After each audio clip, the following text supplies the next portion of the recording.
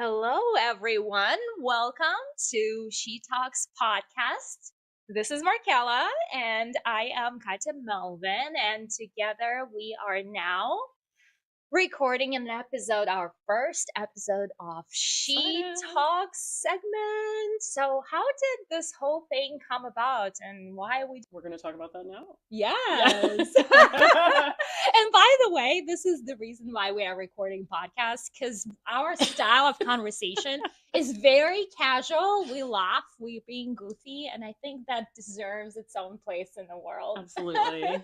And even when we're on the phone, it's like we have these great ideas and we're like, gosh, why are we recording this? And Right. And I'm just going to tell them we tried to pre-plan this. Pre-plan what we're going to talk about, and we're like, let's just roll because we're just that's when the magic happens, right? Exactly. So I'm imagining these to be our phone call conversations because we talk about so many things, and I feel like I get into some sort of trance trying to tell you things, and then you say, oh, I should record this, and I was like, oh shit, maybe we should have recorded this. We should. So I'm gonna start recording you one day when you don't know it. So let's talk about the passion behind, because I know, yes, shits and giggles, all that aside, right? There is a big subject that we are standing for. Yes. And it's about women stepping into their power. It's about women claiming their voices. It's about not belittling yourself. It's about standing up for the values. So that is a big subject that we are covering, that a lot of women don't really feel that they're safe to really stand up for their beliefs. Right. What are your thoughts on? Yeah. So let's take it all the way back. Yes. To I think we should tell people how we first met originally. I'm all about it. Okay. So you may not remember as well as I do. So was it 24? I'm trying to remember what year it was. Yeah. But we had an HRNG event on the 25th floor of Dominion Tower. Mm-hmm. I think it was at Regis. Mm-hmm. I think it was Agnes that set it up. And it was a mocktail. It was our very first mocktails, actually, Christina. I remember. Yeah. Yes, and you won a door prize. Yes. And you got to stand up on those steps on the corner, and you're wearing your red. You're wearing a red outfit. I'm always wearing red. I distinctly remember. I know. I have red on for you today. And you got up there, and you were talking about your studio. Mm-hmm. To get over there, and I think you were talking to Holly at one point. And I was like, wow, she is dynamic, and I need to partner up with her. And that was the first time I met you. And then I think it was almost a year before I was able to get over here and schedule an appointment with you, because it just things took off and got busy. But so if that was 2024, I think I had already done She Talks, possibly. I'm trying to remember what month it was. Right. You have done She Talks as a main event, and I did not even know about this. And then I'm speaking to you, and you are saying you hosted this big event for women, feminine empowerment. And I was like, how was I not there?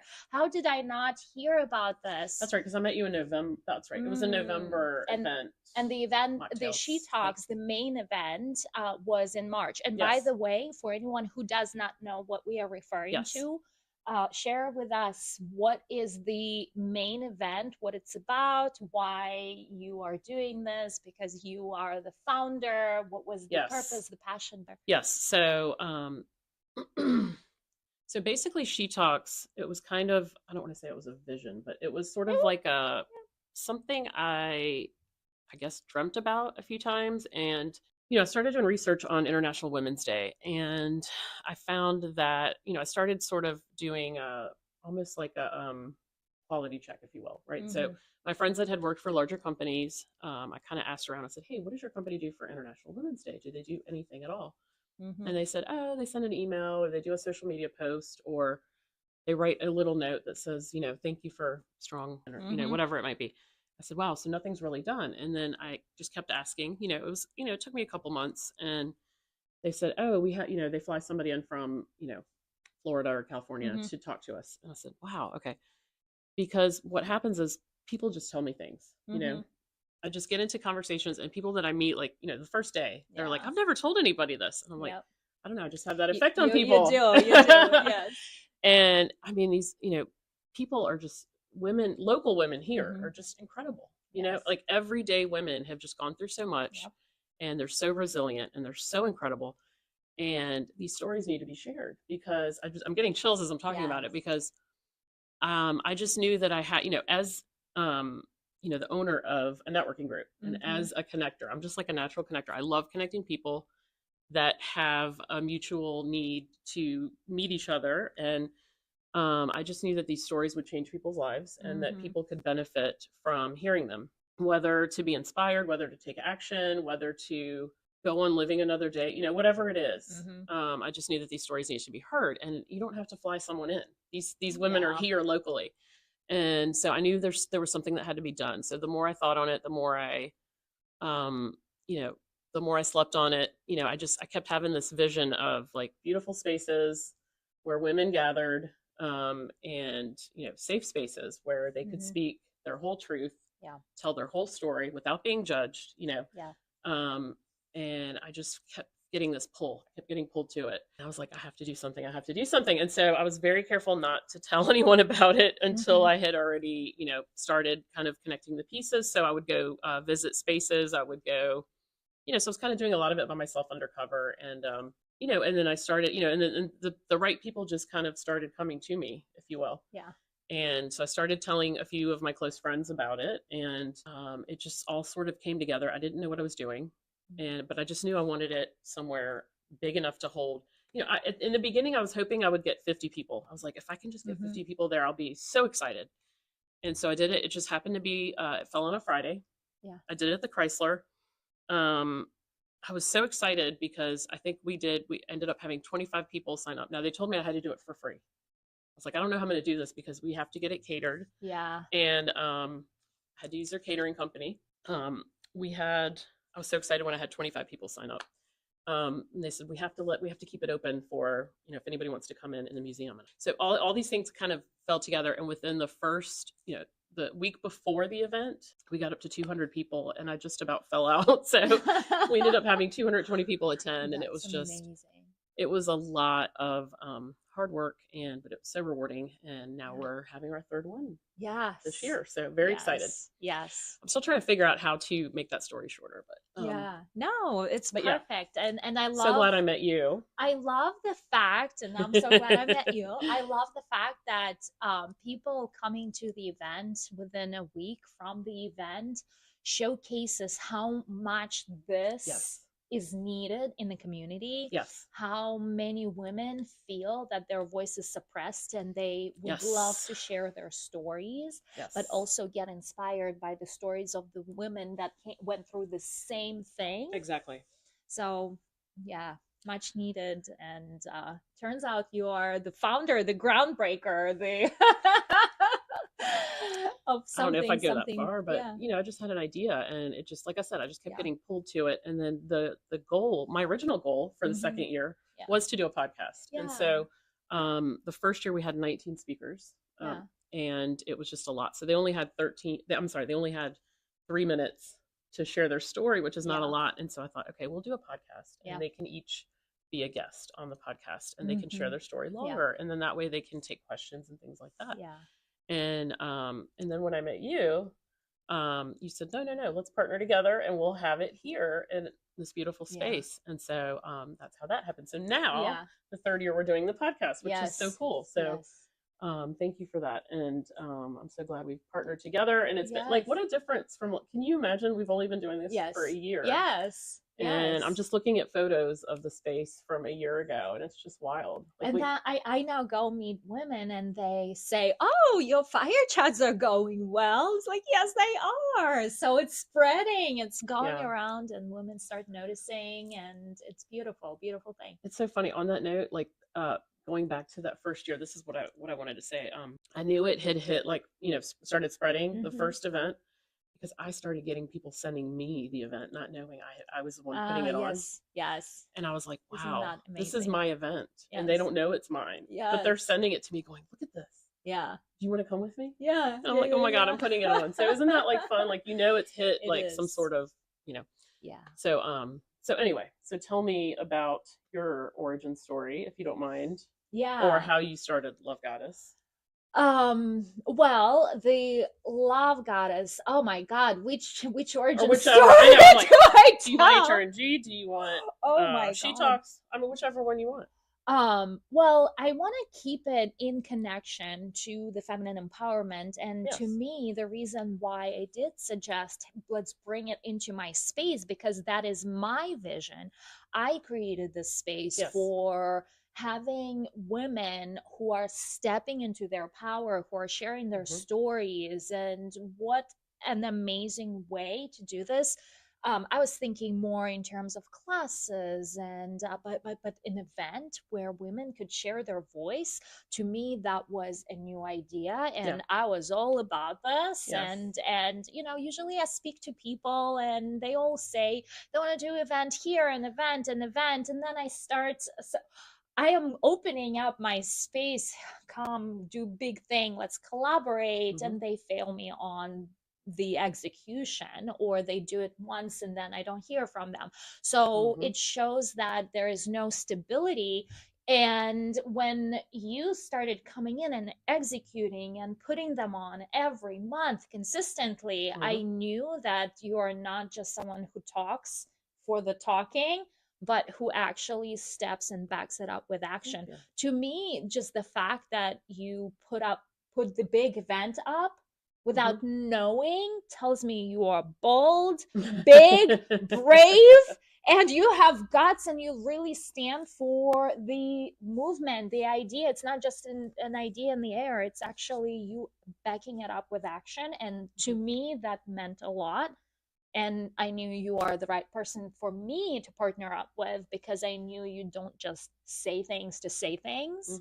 You are actually doing things and showing up, and you are there, and life throws things at you and you still showing up. And that's what I love about you.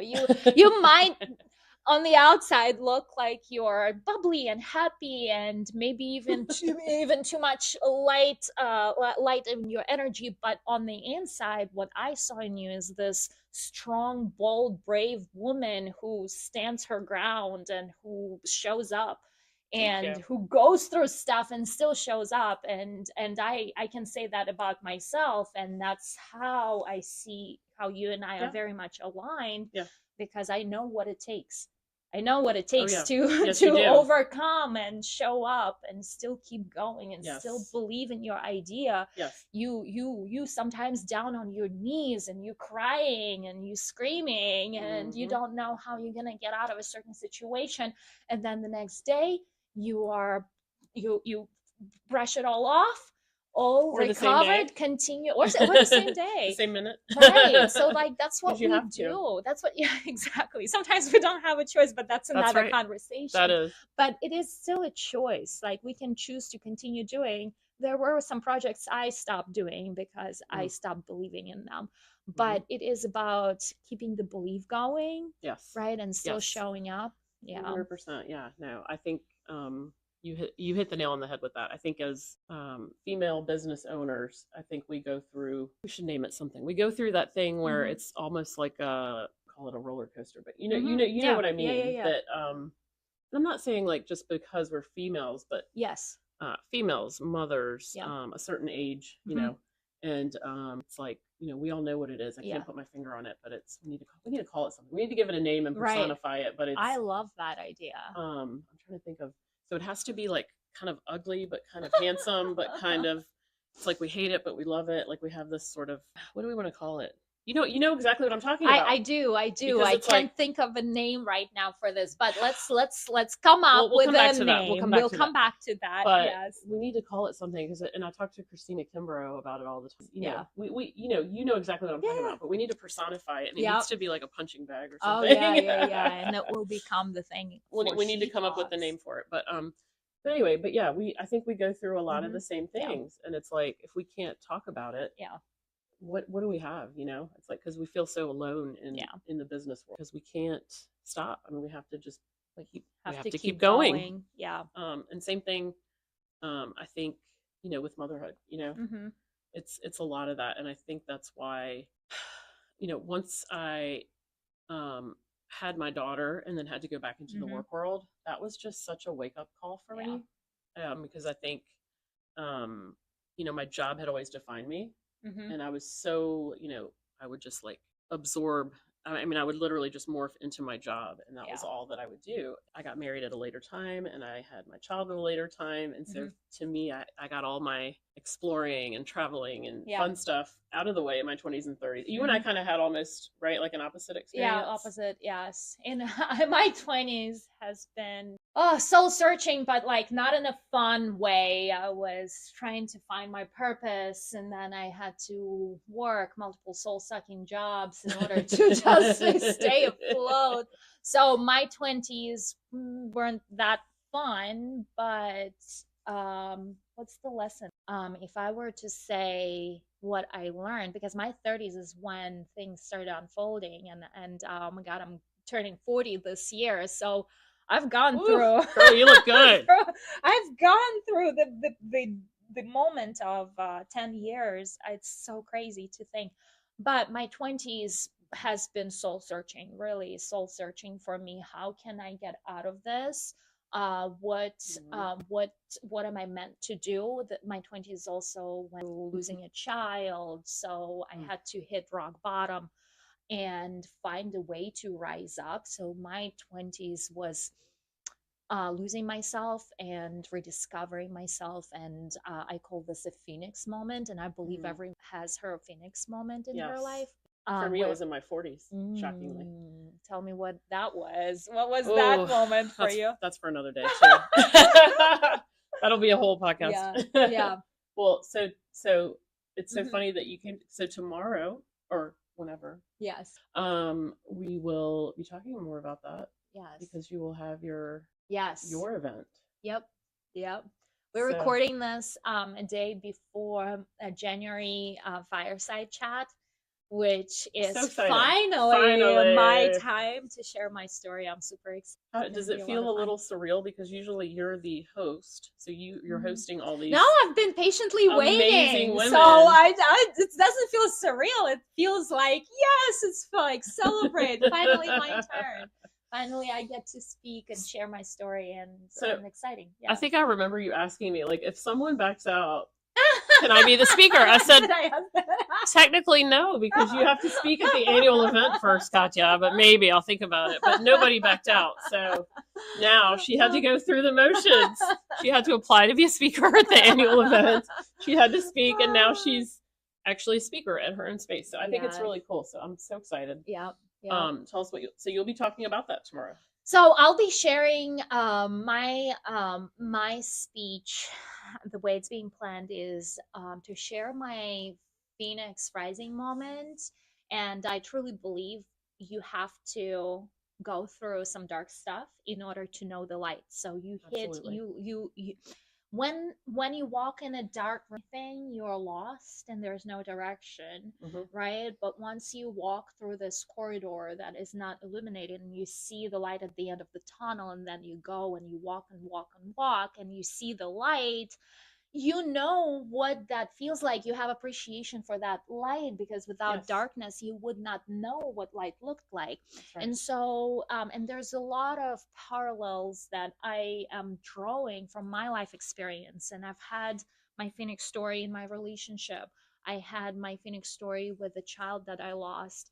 I had my Phoenix story moving at age 19 from moving away from my parents for the first time in the country. I didn't even speak good English back then, and I only had $500 in my pocket.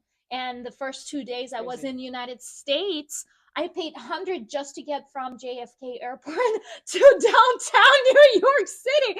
My first $100 is gone. Second $100 is gone on like accommodation and food. And we were put in some like hostel, and then I still had $300 that I needed to survive on. So that was a story on its own, and I started literally from rock bottom. I've had multiple moments like that in my life.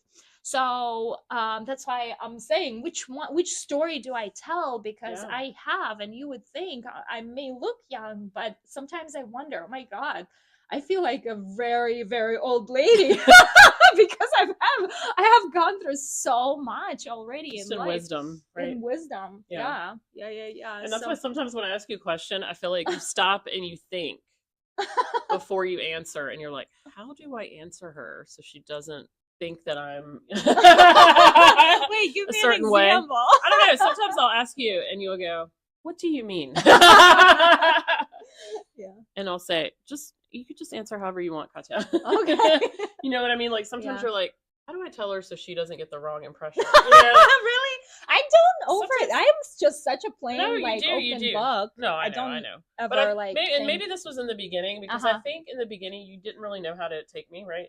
Oh yeah, maybe. Because you told, I think, But maybe I also need to know what specifically you're asking, because True. I normally can take 10 different angles on one question. Sure. So, and Mhm. sometimes I need to be more deliberate, because sometimes I do think maybe sometimes things are a little bit lost in translation, because I do use a lot of slang that maybe not that you don't know, because you know, but also like certain areas, like it might be something that maybe we said like in Richmond that they don't say here. Do you know what I'm saying?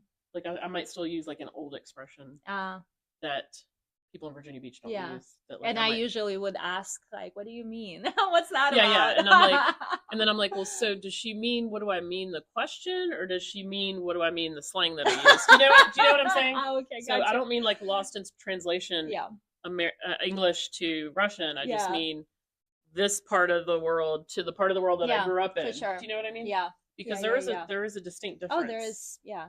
Even like just me living in a certain part of Virginia Beach, Yeah. which like now I live in Salem. I used to live in Chicks Beach. Yeah. Big difference in dialect, I've noticed. It's just wild. Even like Chesapeake to Virginia Beach is crazy. Anyway, so and I've even found that like my daughter now, like I ask her what certain slang is. Yeah. It's different from school to school. Really? Yeah, like she's like she'll say something like what is it? Like kids say now, like not 6'7", that's like old news now. Yeah. They don't even say that now, They because don't say parents that. say it and it's not cool anymore. She was something like no cap. No cap. No cap means like I would have to learn from my son.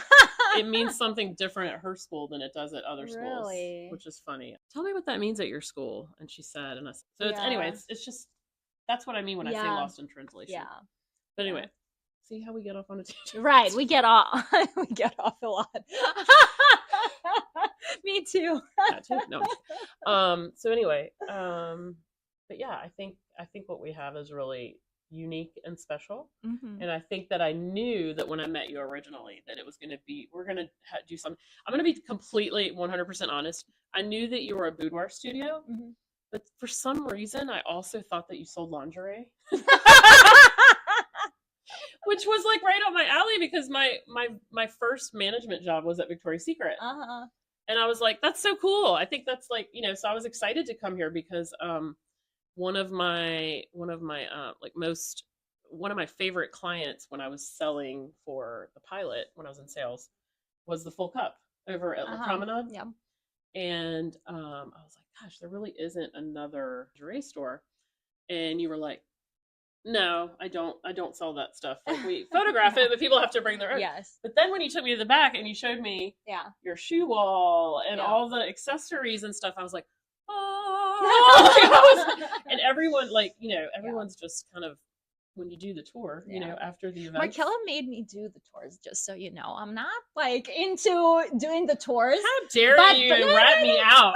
But I'm saying in the loving way, thank you for making me do the tours, because I just like not into doing the tours. And if my employees could do the tours, please put them in. But she keeps insisting every time I say I don't want to do the tours today. It's a wow factor.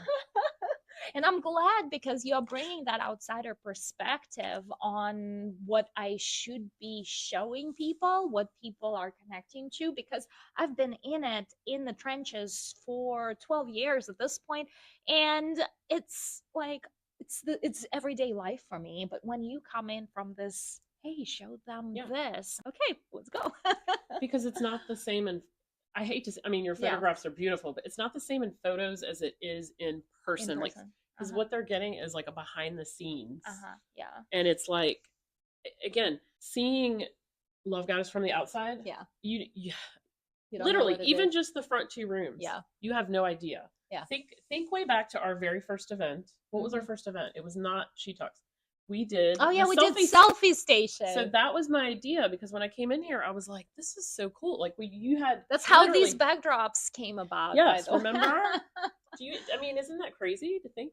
Yeah. You had all these beautiful backdrops rolled up in the back. Yeah. And I said, "Why don't?" And I didn't even know about the backdrops. I just said, "Let's set up a few stations and let people do." Because the reason that that came about was during COVID. I was like, so badly wanted to go. There was like this place called Selfie World. Yes. Near Lynnhaven Mall. And I never got to go. It's not there anymore. It's not there anymore. Yeah. It shut down. But I was like, people were paying like a ridiculous amount of money just for like an hour just to go and snap photos at this place, which I never even got to go to. I mean, either. It didn't even look that great. But I'm like, wow, maybe we can recreate that at an event. And how cool would that be? And so we had props and we had all, like, I think I had on angel wings or something, and you had on something cool, and we got Jen Clements to do some styling and it was really fun. And then I think we did I think that was the time we did the tour in the back, right? Probably. And people got to sit in the queen chair, and it was super fun and kind of goofy, right? Yes. And but people loved it. Yes. And so that was kind of, and then you're like, wait a minute, I'm gonna leave these up. Yeah. And it was so cool. Yeah. You influenced me putting the backdrops up. Did y'all hear that? Katya said I am an influencer. She is. We're recording that. So I think it's so funny because Katya and I, like originally in the beginning, I feel like we were like the yin and the yang, right? So you're just like this powerful, confident. I'm both. No, I know, but it's like, and so you exude that, and that's what I want to be more of. And at the same time, here I am, like giving her, I'm telling her these like crazy ideas that I have. I'm like, Katya, for my 51st birthday, I want to do a funeral. I want to do a full-on funeral. Can we use your space? No, we cannot do that. That is, you're going to be calling in some evil spirits, and like no. And I'm like, what? I thought you would be all about that. Funny. And she's so the reason it was not that her idea was something wrong with that. It's the whole concept of a funeral, and I'm going to share my opinion on that in a second. No, it's okay. I'm sorry to bring that up. I want these, like, not necessarily the funeral, but the themed events. That's what my vision is. I see the space being decorated. Oh yes. And I see themed dinners that are like high-end 3-course, smoking, like the caviar served on a tree branch or whatever. We will be having those. So that I'm all about that. But when she brought up and I usually support her Barbie party, yes, she does. Another kind of like crazy thing, like I'm all about it. But when she brought up the funeral, I see where the concept is. You killing, you putting away the old self, the old version of yourself. But whether you do it in a playful manner or you do it in a serious manner, the universe does not have the sense of. The universe will take it and run with it. Because if you create a funeral, you literally wanted to call it funeral for myself or something like that. I can't remember how you said it. No, you said like my funeral, come to my funeral. To me, like I immediately had chills down my spine and was like, no, we're not doing that. And the reason for that is universe does not have sense of humor. If you are burying yourself, universe gonna give you some sort of experience because you're literally creating in a ritualistic manner what you are projecting out into the universe. And we don't want to create any weird stuff. This could translate in a literal death. This could translate into close one's death. This could translate into like losing the job or some sort of like symbolic death. So either way, negative. I don't believe putting out negative. Yeah, I don't believe that this is something. I just and you have freedom to do what you want. I gave you my perspective, like that. That's no, I get it. Yeah, all that to say, and that was just an example I pulled out of my brain. But all that to say that in my head, I'm thinking Katya's always going to take any risk that I throw at her, right? That's all I'm saying. And she does. She knocks me down sometimes. That's all I'm saying. It's like you always surprise me, right? And sometimes it's like you're not. No, no, no. You can't do that because. And she's like the level-headed one, and I'm the crazy one. You know what I'm saying? Like, not that you're the crazy one, but you're much more of a risk taker than I am. I feel like sometimes. You know what I mean? I see a lot of that in you, by what? the way. Risk The taker? risk taker. Yeah, who organized 100, 250 50 people person event, taking it upon yourself to pay for the caterer and everything, not even charging for tickets? To me, that's badass. Like, to me, you already showed that side. When we talk about finances, you can tell me that I'm doing. Yeah, that's not a money-making event. Like, I did not break even the first year, if that's what you're asking. So that's not something that I do to make money. Why I'm bringing this up is you said that you are not as much of a risk taker as maybe I am. I take calculated risks. Like, I know that it's going to pay me back in certain ways. Otherwise, I'm not going to do it. Right. And sometimes I fall flat on my face and it does not make me money or lose money in certain instances. But at least I tried and I believe that there was potential, right? It was still calculated because otherwise I wouldn't have done it. I do things out of passion, but then it is being treated as passion. Right? I believe in universal inspiration, and I don't need to explain this with logic. But what you are saying is that, hey, I'm not as of a risk taker, and to me, that is not what I'm seeing in you. It takes a lot of guts to put a 250 persons event in Chrysler. I did not know, knowing a single person. Yeah. Well, again, we ran out of. I was expecting 50 people. I was hoping and praying for 50 people. And then when it kept going, I was like, oh my gosh, we're only going to have, 100 bags. And we ran out of glasses. People were using mugs to drink water and things like that. It's just like we ran out of everything. And it was what it was. And it, I think, I'm trying to remember. I just remember, and there's still going to be haters, Oh, yeah. There's still going to be, I think someone. Well, that is a great conversation for another podcast you and I are going to have, because it's a long conversation. It is. And this is what I think of haters. The more you create you take these bold, badass steps, the more haters you're going to have. And you know why? 100%. No, you know why? Because they're jealous. You trigger the side of them that they are afraid to embrace in themselves. Exactly. Actually, they have that quality, or they might oppose that quality, but the truth is that is their life lesson, and it's everything saying about them, not you.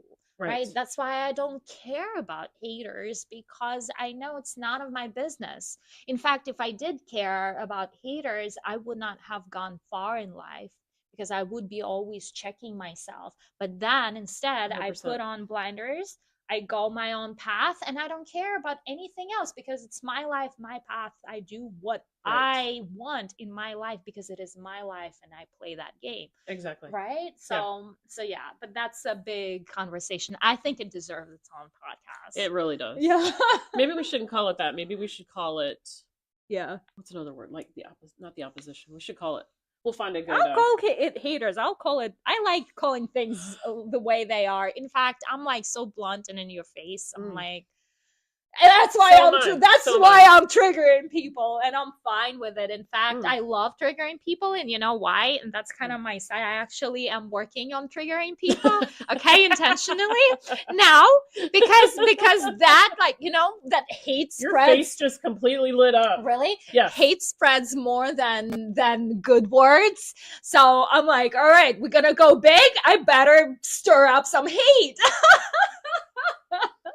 People talk. What does the universe say about that? I don't think you should be stirring up hate. Not stirring up hate. Hate is not necessarily drama? Hate, right? Drama, right? Not drama. What I mean by hate, controversy. Exactly. Or no. I'm sorry. There was another. What were we talking about last week? Controversy. Not controversy. What is it called? Not like what is it, like something about news being good news? Any publicity is good. Publicity. So as I'm opening the PR agency, I'm utilizing my own tactics on my own brands, right? So you know how celebrities came to be celebrities? They used the techniques of black PR. What is black PR? People hating up on you. And it's done on purpose, it's done intentionally. I'm sure you remember the dress Kim Kardashian wore at either Grammys or one of those events that looked like a couch. Recently? It was not recently, it was forever ago. It was like this couch, like it had like this well, nude counts as well, but it had like these roses and it looked like your grandma couch. Well, do you think she knew what she was doing? She knew what she was doing. Of course. It was all set up intentionally. And so, but how much hate she's got for wearing that dress? See, I don't even remember. It was all over the news. It was in every fucking sorry, by the way, if you are listening to this podcast, I cuss. It's not edited. Yeah, we're not going to edit anything, right? I just realized I cussed, but that's I cuss too, but I feel like they should know that. I haven't yet, have I? No, it's funny you say Kim Kardashian because I immediately go to Kanye West. Oh yeah.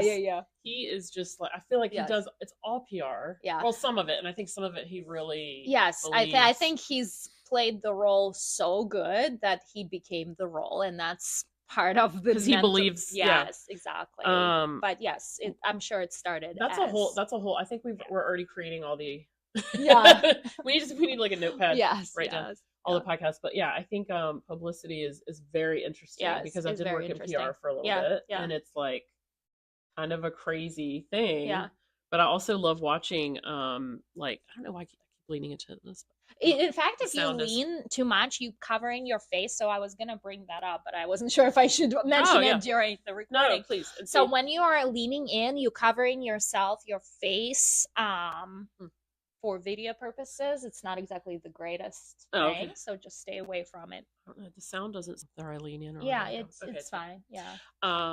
So yeah, I love like any type of show that's about PR. Yeah, or, like, me too. Any of that too. It's so interesting to me. Yeah, as well. But also I love the behind the scenes stuff. Like I was watching you know, I'm a fan late in life. Yes. It's like, oh my God, I loved watching her show and just seeing her interact with Travis Kelce in the most recent one. Because I just think their love story is so unique and interesting. I mean, maybe it's not unique, but I haven't watched that one. I have watched the original. It's really good. So there's the concert and then there's the you know, and I'm not like a super fan or anything like that, but I love seeing the behind the scenes stuff and the story of how she became famous and just everything she's done and then what she deals with behind the scenes of being such a rock star and it's really, really interesting. But not just the concert, but also there's like 4 or 5 episodes, really, really good. And they're all very different. But the one specifically about how she met Travis was so good. Really? I just love it. And I'm not like a love story Hallmark Channel person. I really am not. But it was so cute. Because he was literally like, oh my gosh, I don't know. What was my point in telling you this? But really, he was like on his, you know, he has his own show. He has his own podcast. Okay. And he was telling his brother, he goes, yeah, I was a little butthurt. And that was what he said. He said, I was a little butthurt because I went to Taylor's concert. And this is before she even knew who he was or anything. And, you know, I had made her a bracelet. You know, he went to her concert and made her bracelet, and I realized that she didn't stay behind or before the show to talk to people because she has to protect her voice or whatever. And the brother's like, oh yeah, what was the bracelet, or did it have your number? You know, it had your number on it. And he goes, yeah, which number? And he goes, you know which one? And he meant like my Kansas City Chiefs number or the phone number, and it was his phone number. And so her mom is like her boss, right? Yeah.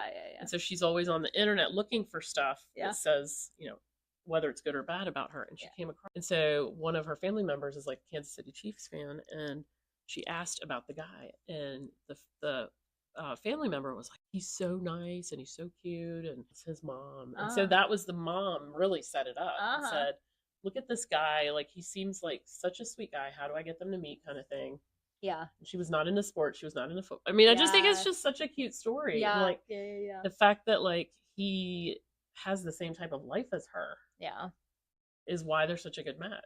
I don't know. I just think it's so cute. Yeah. And in the beginning, I was just like, they're not gonna last. It's just like too weird, and they are perfect together. I will be honest. I don't know much about it. I don't either. But I love a good love story. I don't know anything about football. Yeah. One thing I will say about Taylor Swift that is really funny. I've never said this out loud, but about her last album, that was a weird one. That was definitely a whole new Tortured Poets Society. I don't even know what the album is called. That's how much I'm not. I'm sorry. Oh. We're like way over time, aren't we? I don't even know what time it is. 41 minutes. Can we talk about it for a second? Yes, for sure. No, we can go for an hour. Okay. I'm just going into like a deep, completely off topic here. Go. But Tortured Poets Society, this is so crazy because it resonated so much because, number one, she was, well, not the breakup part, but she was dating someone from England.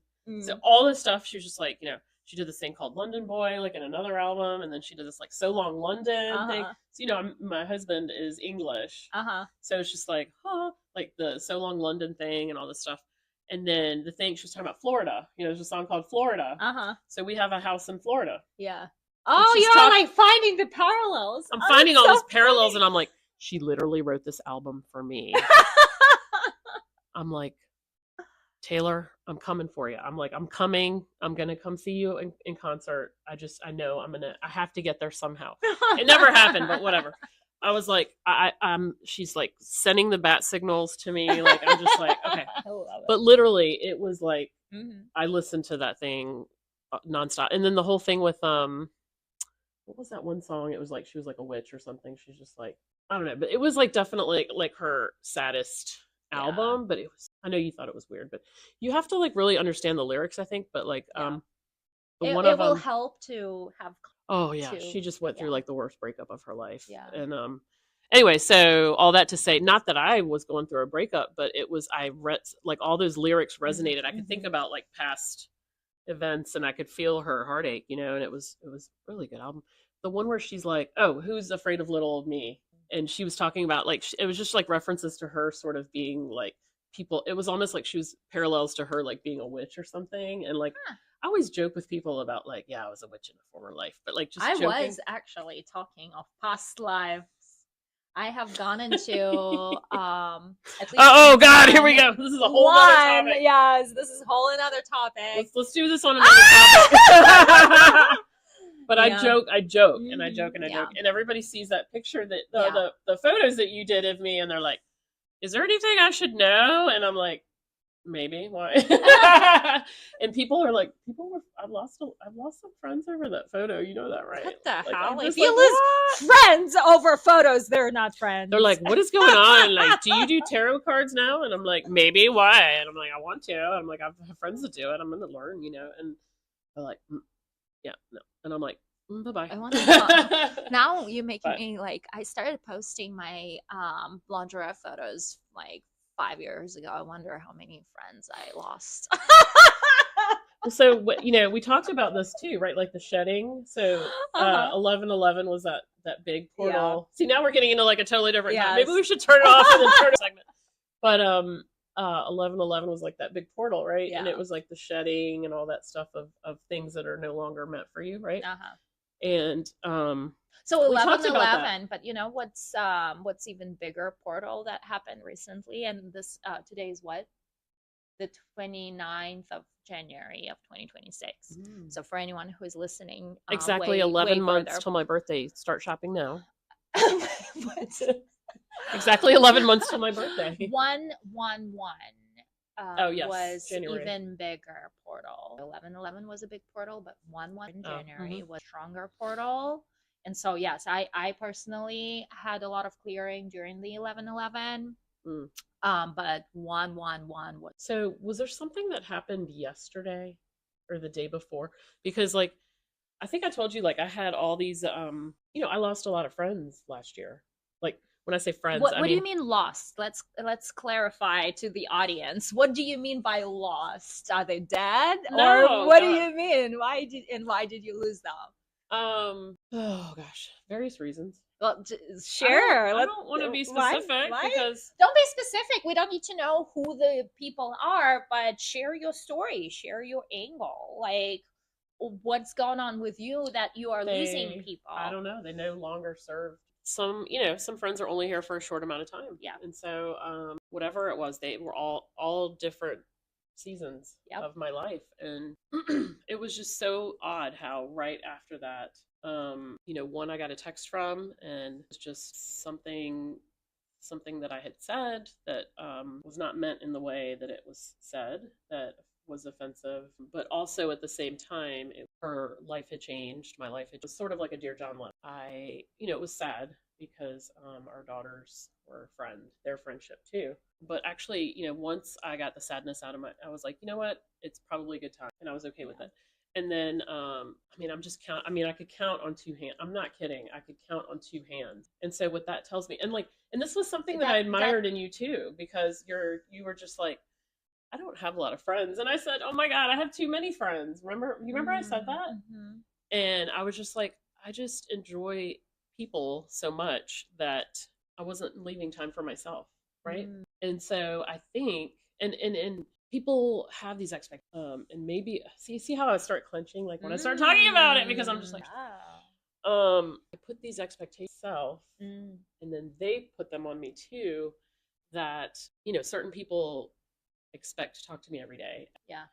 Or certain people expect to go do something with me once a month. And, once I have a baby, they don't understand that life doesn't happen anymore, or that, figure out how to explain it. Or when I go from a client relationship to a friend relationship, or, whatever it might be. I never make my clients it's a rule. I never hire family members that's a never. I never make clients my friend. And by the way, the reason why I don't have friends is because I have too high of self. Does that mean I passed the test? You and I vibed. Not yet. I'm still taking the test. We like clicking in interesting ways, right? But the point I was making is that I made my life too exciting and interesting, and I have been okay. So in order for me to back up my statement, I started losing people back when I was 14. At 14, something happened. I still am unsure what that is. I started calling it the Kundalini awakening, but all of a sudden my spiritual portal opened up and I downloaded high frequency. I literally could not function in the normal world anymore. I could not ride a bus. It was too torturous for me. The people talking, the energies, the music playing. My thought was so accelerated by 10 times from a normal accelerated. I could process 10 times the things in a second than normal people.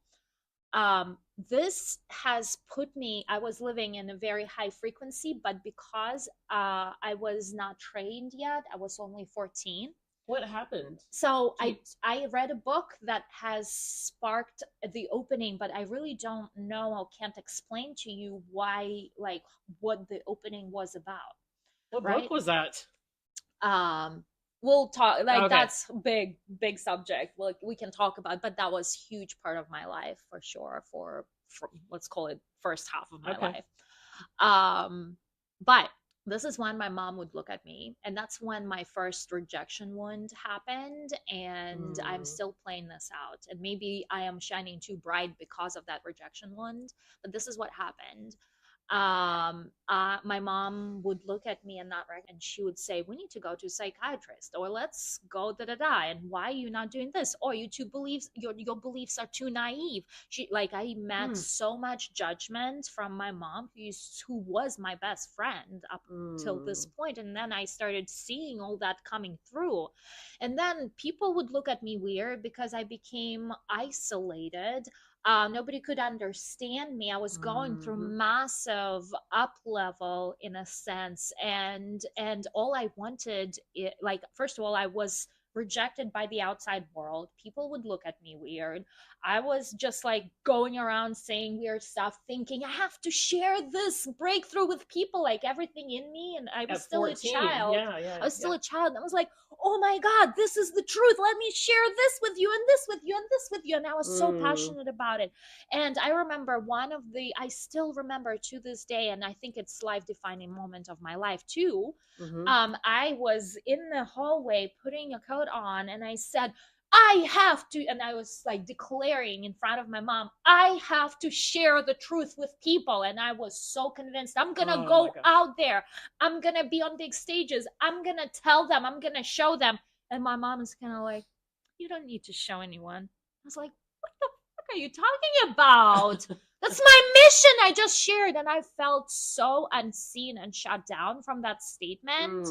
I know what she meant. I know she's like, you don't need to prove yourself, but this has really played against a lot of things that I was standing up for. For sure. And that's where I felt unseen and unsupported. And so I already experienced losing a lot of people that were treating me like a normal person. Now they're looking me up. I stopped eating meat. So they would be making jokes at me at dinner tables. Oh, you're still not eating meat? Or like, all the food would be on a table and no meat. I mean, not a single thing without a meat, no vegetarian options. And like they would be making jokes about meat with me, and I was like, shut up, everyone. So I would go and I would be isolated in my room, and I would swallow books and different at that point we didn't have much access to to courses, but books were that for me. And that's just amazing like at that young of an age. So just like it happened suddenly, I could not sustain such high frequency in my body because I was still going to school. There were still mean girls at school. Like I could not sustain that high frequency of a download that has opened my entire thing. And at some point, I just shut down in a physical sense. I felt for the 2 weeks straight, I felt the sensation of falling. It's not like theoretical or mythical sensation, it's physical sensation. I would be walking on a street and I would feel like I'm falling. It's weird. That's a terrible feeling. It is a terrible feeling. It lasted for 2 weeks, and from that, boom, my portal was closed and I was back to norm. And wow. I wanted to go back ever since that happened. Like my entire life's mission was search for that high vibrational state from that point on. And I could not find it. And I know I was different after that. And I know that people did not accept me. And I learned that not everyone's going to be my friend. I lost lots of friends at that time, and I kind of started building my life by my own rules and by how I want to live. And I was perfectly happy. In fact, that's what I wanted. I want to be alone and with my own thoughts. That was my most favorite time to be.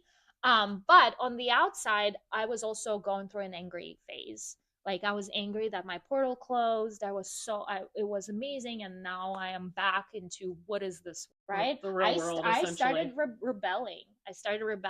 I started drinking. I got myself signed up with by the way, the company was not bad, but we did bad things like drinking and partying, and that's when I started 14, 15, right? Like I decided like, okay, I'm gonna have sex, right, for the first time. I don't care if I don't have a lover, like I just gonna get it out of the way. So like it's a lot of girls that age say that too. And I was going through that extra angry stage, and at that time I was already 16. Not my daughter though. I was already 16. I was in university, and that's kind of transitioned 16. Into 14 is when my portal opened. 16 is when I was in university. So I thought university, like college. Yeah, I was 17 because my birthday is in December. Yours is no, mine's in October. Birthday's on October 5th. When did we do your birthday party? That day, I think. Here? Yeah. I don't remember. Weird. I don't know why I thought it was anyway. But hold on. Why were you 16 at the university? I think I was about 16. No, not for Russian educational. Oh. Either 16 or 17. Maybe like a threshold of both. I can't remember exactly, but around. But yeah. Anyway, that started my whole phase of like I'm in a new environment. I'm gonna become the popular girl, which I have.